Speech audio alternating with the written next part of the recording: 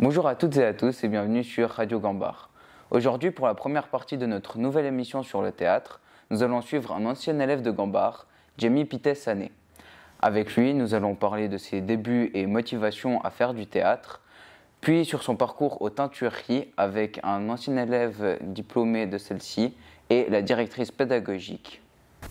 Enchanté, je m'appelle Jamie Pittet-Sané, j'ai 27 ans et je suis acteur de profession.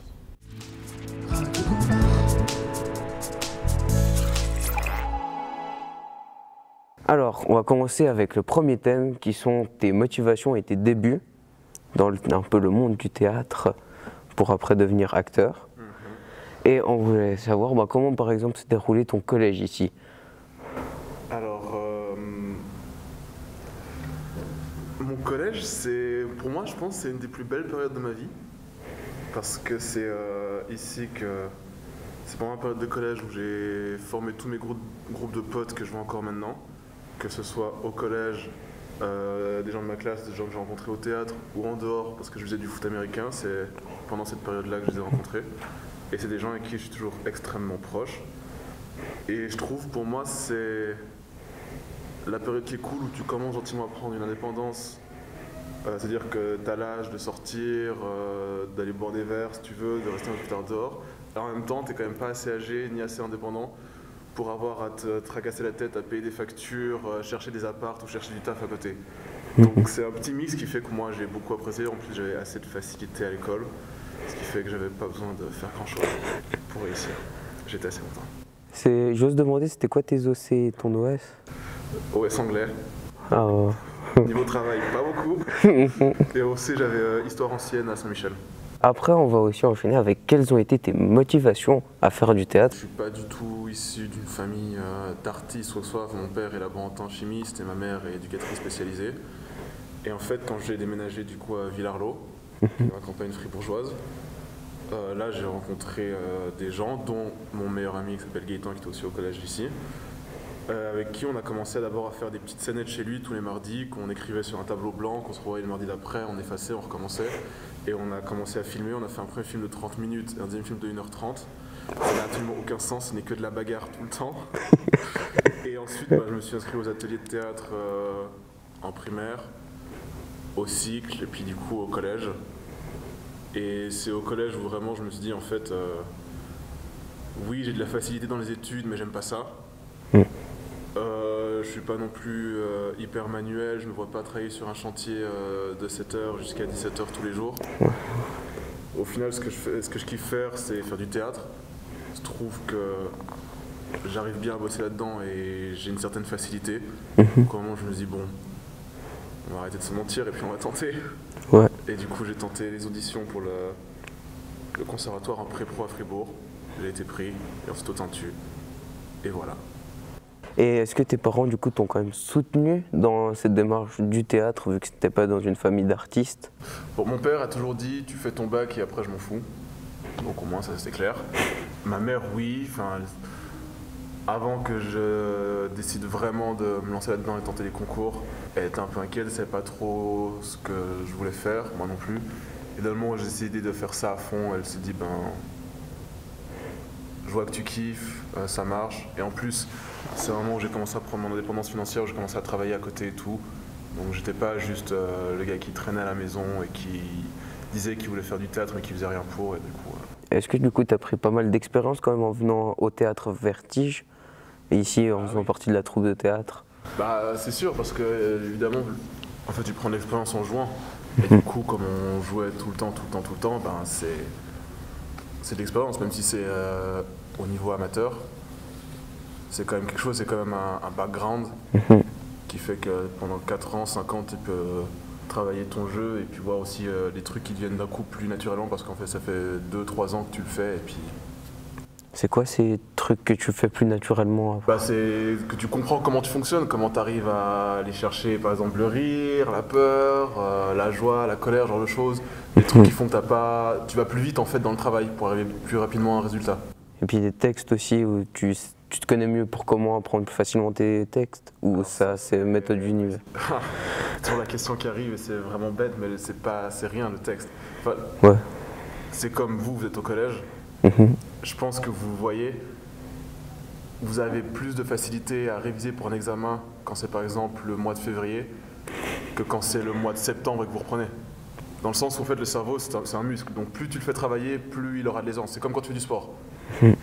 Donc dès le moment où tu commences à apprendre, si ça fait genre 6 mois que tu n'as pas travaillé un texte, ben, tu vas peut-être galérer au début. Et si ça fait 6 mois que tu travailles des textes, tu dois en apprendre un nouveau en genre 4 jours, ben, en fait il va rentrer hyper simplement parce que tu es dedans, ton cerveau il sait ok on apprend du texte, donc je me fais clac clac clac clac clac. Et du coup... Radio Gambard. Let's go. Je suis Nathalie Lanuzel, je suis comédienne de formation, metteur en scène et actuellement je dirige les Teintureries, l'école de formation d'acteurs professionnels à Lausanne. Est-ce que vous pouvez un peu nous expliquer le fonctionnement des teintureries? Qu'est-ce qu'elle fait?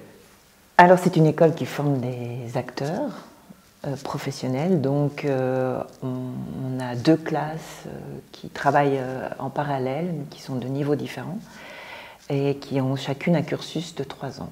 Donc c'est 3 ans de formation à plein temps, avec entre 8 et 15 étudiants par classe. Là, vous nous parlez de tout ce qui est promis après, quand on est rentré dans l'école, mais il faut déjà y rentrer. Oui. Et on a vu qu'il faut faire un concours pour pouvoir rentrer dans votre école. Alors, il y a des auditions, oui. Des auditions un peu, j'allais dire, un peu comme font toutes les écoles. Il y a 2 tours. Il y a un premier tour où on a quand même des demandes. On demande un texte classique, un texte contemporain, un parcours libre, un monologue, pour qu'il y ait un peu de tout, en fait, et puis qu'on puisse aussi se rendre compte de l'univers de chacun, des envies de chacun. Parce que le premier tour, on n'a pas beaucoup de temps pour voir, discerner qui est là. Avec le stress de l'audition, c'est très stressant. Et puis du coup, on demande un peu tout, on consacre en général une vingtaine de minutes, ce qui est pas mal, parce qu'il y a des écoles qui font moins que ça. Une vingtaine de minutes à peu près par chaque candidat. Puis après, il y a un deuxième tour, où là, c'est plus sous forme d'atelier. Où avec les gens qu'on a retenus au premier tour, on va travailler pendant une semaine, donc différentes pratiques. On a le temps, ils ont le temps d'essayer, de reprendre, de rentrer dans un travail, etc. Et puis nous, on assiste à ça. Pas tout le temps, mais on assiste à une partie du travail pour voir comment justement ils répondent aux demandes, comment un groupe se crée ou ne se crée pas, etc.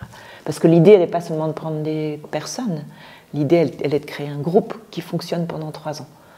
Et ça, c'est pas le plus facile, en fait. Oui, c'est de trouver la bonne connexion d'équipe, les gens qui pourraient s'entendre entre eux. Exactement, et créer quelque chose de magique à la fin de ces 3 ans. C'est ça. Et puis qui, pendant 3 ans, arrivent vraiment à dialoguer ensemble, à travailler ensemble.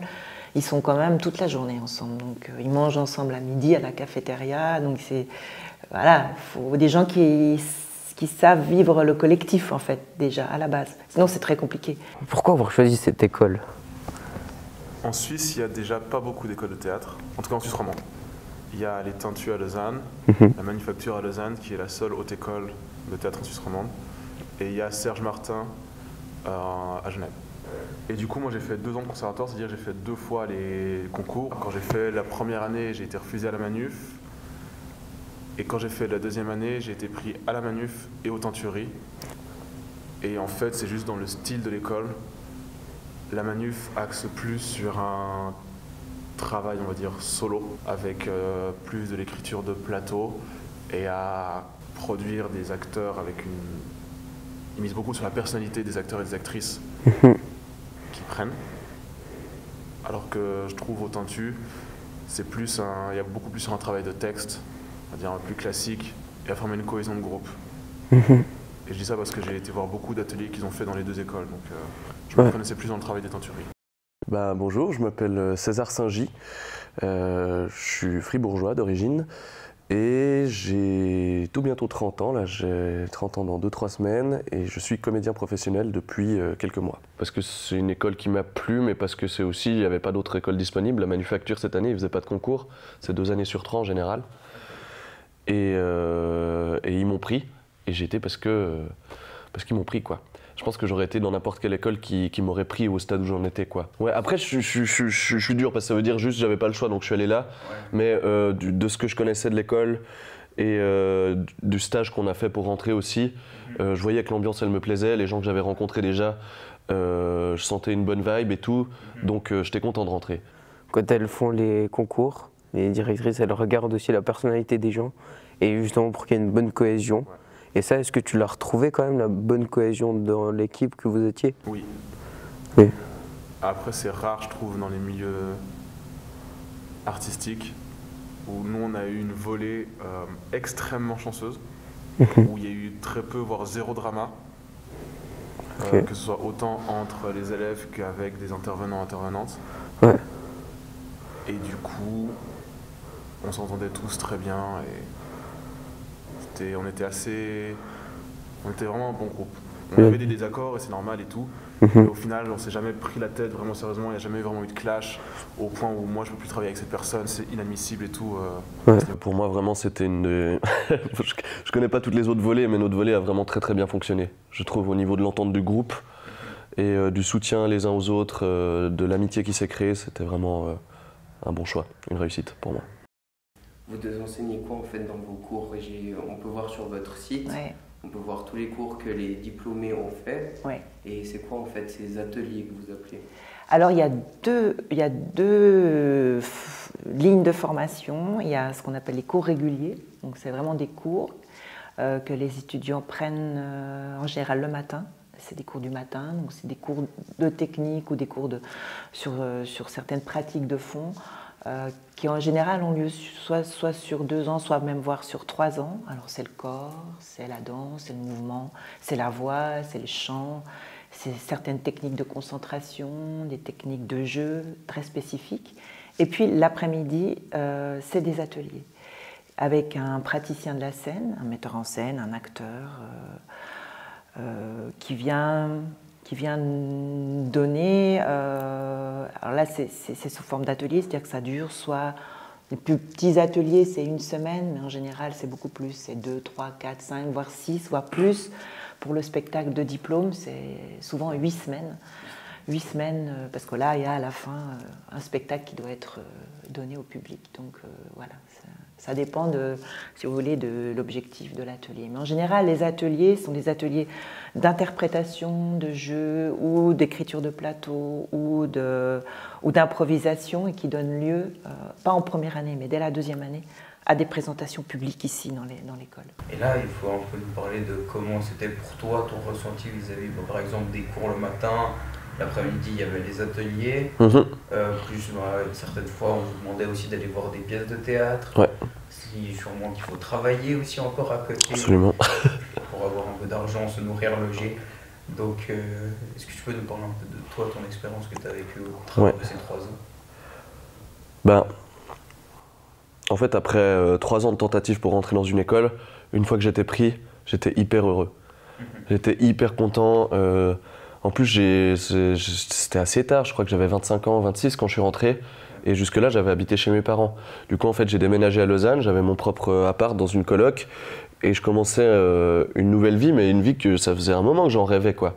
Et du coup, dès les premiers jours, mais j'étais à fond, j'étais hyper heureux. Je me levais le matin, on commençait les cours à 10h, tu vois, c'est chill. Et bon, après, l'école n'était pas chill, hein, je m'en suis rendu compte assez vite, mais moi, j'aime bien pas commencer à 8h, tu vois.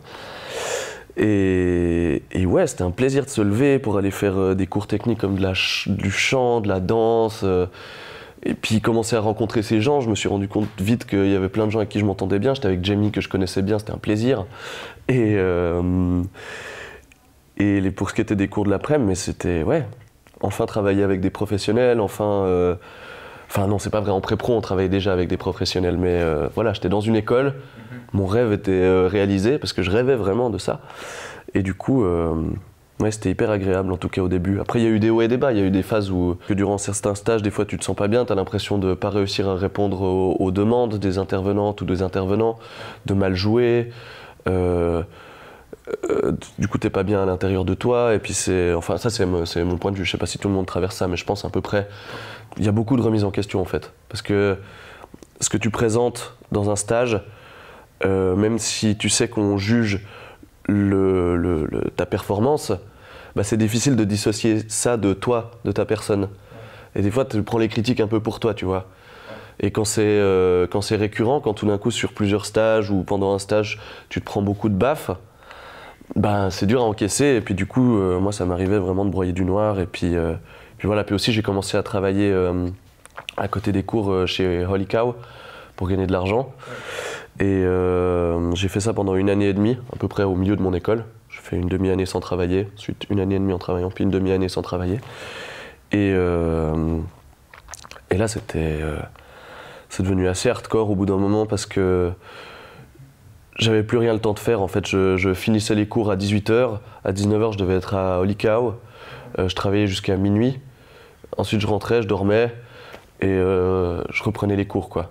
Et c'est vrai qu'au milieu de je dirais fin de la 2e année, je suis pas passé loin d'un burn-out parce que en fait depuis très très longtemps j'avais plus de temps à moi, de temps qui était libre, et tout d'un coup on pouvait me proposer d'aller boire un verre par exemple, je pouvais dire oui. C'était de toute façon, mes semaines elles étaient organisées 4 semaines à l'avance, tout était bloqué. J'ai une copine aussi, ça m'embêtait pas de l'avoir, mais du coup ça faisait aussi des plages de temps qui n'étaient pas libres, j'avais plus aucune plage de temps libre. Et un soir j'ai réalisé ça, mais j'ai fondu en larmes, et puis c'était nerveux, tu vois. Et du coup j'en ai parlé avec mes parents, et puis ils ont accepté de m'aider un peu pour la fin de mon école. Et au milieu de la 3e année, j'ai arrêté de travailler chez Holy Cow. J'avais un peu économisé plus l'argent que mes parents ils ont pu me donner, j'avais assez pour terminer l'année. Et du coup j'ai pu me plonger de nouveau à fond dans l'école, et puis terminer en beauté, quoi. Moi, je suis quelqu'un d'assez discipliné, dans le sens où j'ai une routine sportive quotidienne que j'ai mis en place pendant l'école, justement parce que comme j'ai de la danse et que je suis pas danseur, il fallait que j'aie quand même une certaine condition physique que j'ai maintenue, et du coup que je faisais tous les matins avant les cours. Et après, c'était quoi le but de ta question déjà? Juste savoir si après c'était compliqué avec en plus le soir, s'il faut étudier des trucs. Vraiment ça dépend des périodes, parce que tu vois, il y a un moment on a des stages d'impro, donc c'est-à-dire qu'on a une semaine d'impro, c'est-à-dire que du matin au soir tu fais de l'impro et t'as rien à bosser le soir, et du coup c'est beaucoup plus chill et c'est aussi beaucoup plus serein parce qu'il n'y a pas d'enjeu d'une représentation à la fin. Du coup t'es en mode c'est une impro, on va se marrer cette semaine, et tu tapes des barres et t'es hyper chill, ou t'as des moments où t'as un gros stage qui arrive, et tu sais qu'il y a une grosse présentation, et t'es en mode il va quand même falloir qu'on bosse un coup après les cours jusqu'à 20h, des fois à 21h et tout, ou même qu'on vient plus tôt juste pour répéter le texte parce que hier on a passé la scène, on s'est fait défoncer, il y a ce passage qui bloque, on n'arrive pas, on trouve pas, je stresse, ta partenaire stresse, et en mode voilà quoi. Mais après moi je suis quelqu'un qui gère assez bien le stress, donc à ce niveau là je m'en sortais assez bien. Après le seul paramètre c'est que comme j'avais plus vraiment de soutien financier de mes parents en arrivant à Lausanne, j'ai dû travailler à côté, et du coup ça fait que je passais mes week-ends à bosser, et ça je l'ai senti après 3 ans.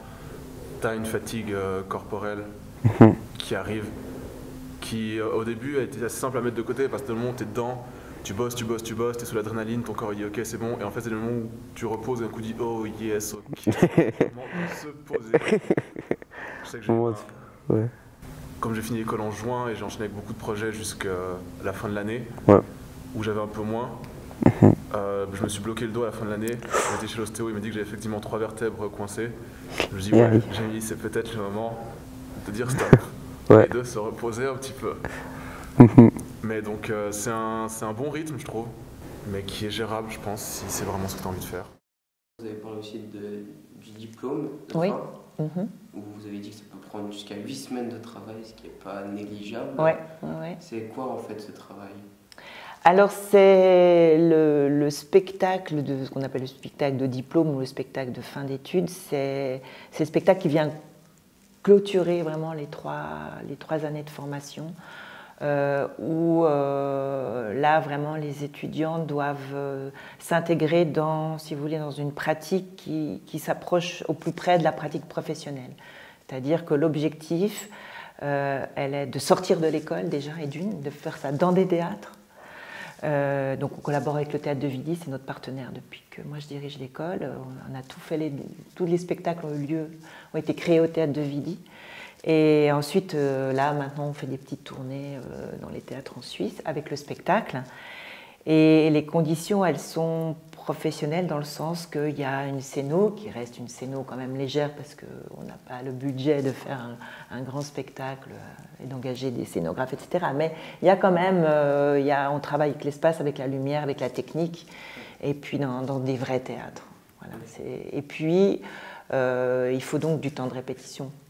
Il faut, comme ils sont quand même 5, 6, non, ils sont en général 8 ou parfois plus, il faut le temps que tout le monde puisse répéter puis aboutir le travail.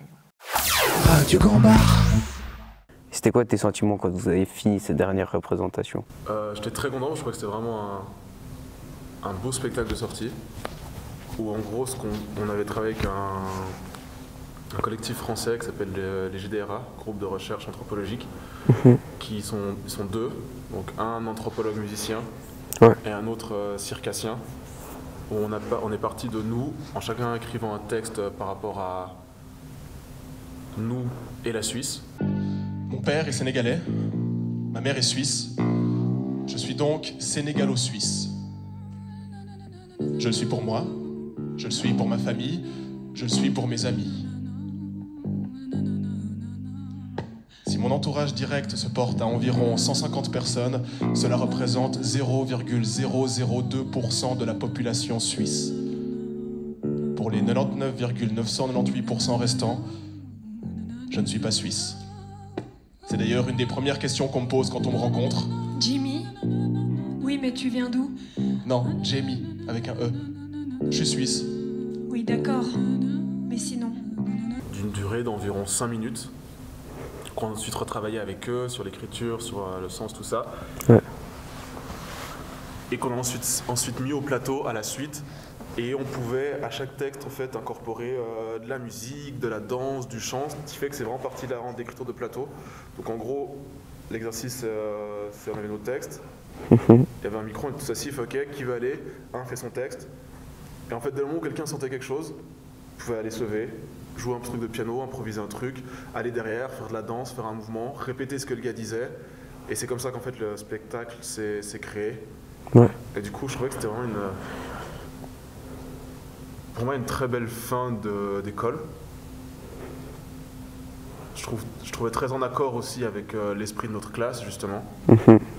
Dans ce truc on a chacun nos individualités, mais chacun vient mettre aussi sa touche à l'autre.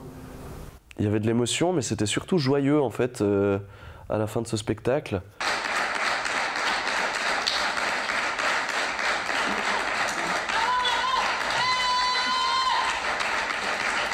Puis je me rappelle que cette dernière représentation sur la fin, mais il y avait vraiment une émotion, tu vois, il y avait beaucoup de déplacements sur la scène où tu croises le regard des gens et tout. On avait encore 2 semaines de cours après la dernière représentation, hein, donc on savait qu'on n'allait pas se quitter tout de suite, mais quand même c'était la dernière fois qu'on jouait tous ensemble, tous et toutes. Et je me souviens de croiser des regards, mais embués, tu vois, un peu avec un sourire. Et c'était d'une force. Moi, je suis pas du tout, peut-être ça va m'arriver, hein, mais je suis pas du tout passé par une phase de deuil de ces 3 ans. En fait, j'ai plutôt une sensation comme si je m'étais fait des amis pour la vie, et que maintenant, ils allaient être là, elles allaient être là. Pour pouvoir tracer leur propre chemin, vous avez dû leur apporter quand même un bagage derrière eux avec des outils, des manières de faire. Et c'est un peu... C'est quoi Qu'est-ce que vous leur avez... avec quoi ils doivent vraiment sortir d'essentiel d'ici? Alors, ils doivent sortir avec, je dirais, alors, déjà, en effet, la capacité de s'intégrer dans un groupe, d'être extrêmement proposant quand on est un acteur, quelle que soit la forme de théâtre, que ce soit une écriture de plateau, un texte déjà écrit, contemporain, classique, toute forme, que ce soit un collectif, n'importe quelle que soit la forme de théâtre, ils doivent amener des propositions, ne pas avoir peur d'être eux avec leurs propositions, en même temps savoir se couler dans un projet, se dire le metteur en scène, ouais, je vois l'univers dans lequel il... Tiens, ça me donne des idées, je vais peut-être plutôt lui proposer ça. Voilà, d'être vraiment dans un dialogue, une interaction. Et ils doivent aller voir plein de spectacles, ils doivent en effet avoir... J'essaie qu'ils aient la confiance en eux, la foi en eux, suffisante pour démarcher quand il y a des auditions, quand ils vont voir des spectacles, qu'ils aiment le travail d'un metteur en scène, oser le dire, dire mais j'aimerais beaucoup travailler avec vous, est-ce que vous faites des auditions, et voilà, savoir faire ça. Ils doivent aussi accepter que c'est un métier avec des hauts et des bas et des moments creux. Donc ils doivent aussi savoir se nourrir pendant ces creux-là. Moi, je leur dis, s'ils pratiquent autre chose, que ce soit un instrument de musique, que ce soit du chant, que ce soit de la danse, soit même carrément autre chose, je leur dis, ne lâchez pas ça, parce que ça vous permet de ne pas avoir de creux, puis tout, en fait, tout nourrit le théâtre. Voilà, donc d'être assez souple, en fait, aussi, dans leur tête, autant que dans leur corps, d'être dans cette souplesse-là. Et puis aussi de se dire que si c'est ça qu'ils veulent, eh ben, là, ils le feront. Puis que c'est à un moment donné dans leur vie, ils se disent, mais est-ce que c'est vraiment ça que je veux? Eh ben, ils peuvent changer, il y a pas... c'est bon, il n'y a pas de problème. Bah, déjà, je suis sorti avec un bagage technique conséquent au niveau du jeu, du théâtre et aussi du jeu caméra, parce qu'on a eu des stages dans les deux domaines. Donc techniquement, au niveau poser la voix, connaître le matériel, bouger et tout, je suis sorti là, je suis très content de ce que j'ai, puis c'est nécessaire dans le métier, c'est un peu ce qu'on regarde en premier. Si la technique est là, c'est la base, il faut l'avoir. Et après, aussi un bagage théorique au niveau de la connaissance du théâtre, parce que j'ai vu beaucoup de pièces, on a travaillé sur beaucoup de textes différents, je connais tous les grands auteurs, je peux en dire des choses et tout, donc j'ai aussi ce bagage théorique. Et puis un bagage au niveau de l'interprétation, et puis ça c'est lié à la personne, où ouais, j'ai pu travailler vraiment pendant 3 ans à trouver des chemins pour créer les émotions en moi, pour voir comment un texte il peut m'atteindre, me toucher et faire ressortir ça. Ouais, puis ce truc aussi de tenter jusqu'au bout quand tu es en répétition. Souvent tu es un peu gêné, surtout au début quand tu travailles avec des metteurs et des metteuses en scène professionnels, tu es un peu gêné, du coup tu n'oses pas aller au bout de ta proposition. Bah, je trouve que pendant mon école, j'ai appris à me dire qu'en tout cas pendant les premières répètes, il faut aller à fond, il ne faut pas avoir peur de se planter, de faire faux. Faut avoir une idée, puis tu vas jusqu'au bout, puis à la fin on discute, on garde ce qui est bien ou on garde ce qui est pas bien. Mais si tu es dans la retenue, tu vas donner moins à la personne avec qui tu travailles et il y aura moins de matière sur quoi travailler.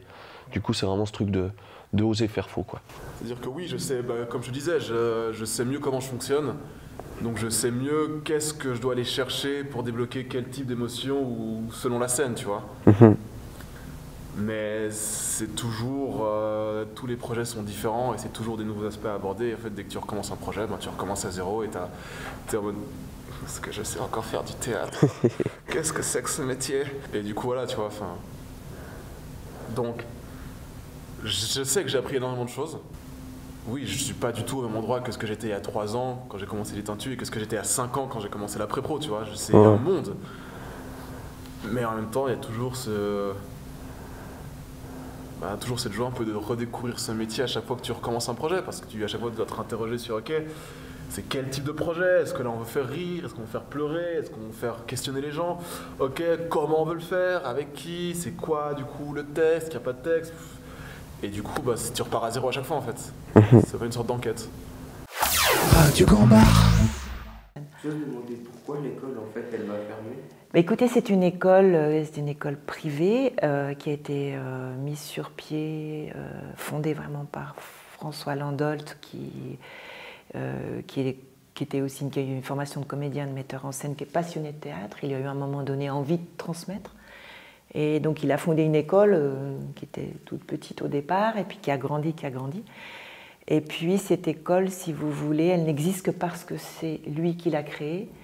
Et qu'elle est subventionnée par la Fondation Sandeau, lui appartenant à la famille Sandeau. Et M. Landolt a maintenant 75 ans bientôt, et il veut arrêter. Et puis, l'école n'a pas trouvé de repreneur parce qu'elle a dans ce statut-là de quelqu'un qui puisse faire partie de la Fondation et qui ait le temps et la passion de s'en occuper. Et comme il n'y a pas eu, si vous voulez, de relève, du coup, il s'est dit, voilà, l'aventure aura duré tant d'années, on va la terminer. Voilà. Okay. Voilà, c'est comme ça. Un peu regrettable pour vous. Oui, alors je crois que tout le monde le regrette beaucoup parce que ça fait une école, une alternative de moi en fait. C'était une vraie alternative en fait, cette école-là. Et je sais que plein de gens commençaient à la choisir vraiment pour elle-même. Et du coup, il n'y aura plus ça, ce choix-là. Voilà. Nous touchons actuellement à la fin de la vidéo. Je tiens à vous remercier de l'avoir regardé jusqu'au bout et j'espère que vous l'appréciez. Je tiens également à remercier mes invités, Jamie Pittet-Sané, César Saint-Gy et Nathalie Lanoutseul pour leur intervention. Mon équipe technique a fait aussi un travail formidable, donc je tiens également à leur dire merci. Donc Aurélia Zadorhi, Martin Maradan et Nathan Bercla. Si vous voulez voir plus de contenu, bien sûr, notre chaîne YouTube est toujours disponible et également notre site internet. Vous pouvez voir et revoir toutes nos émissions. Merci à vous de nous soutenir et de nous regarder. Au revoir et à bientôt sur Radio Gambard.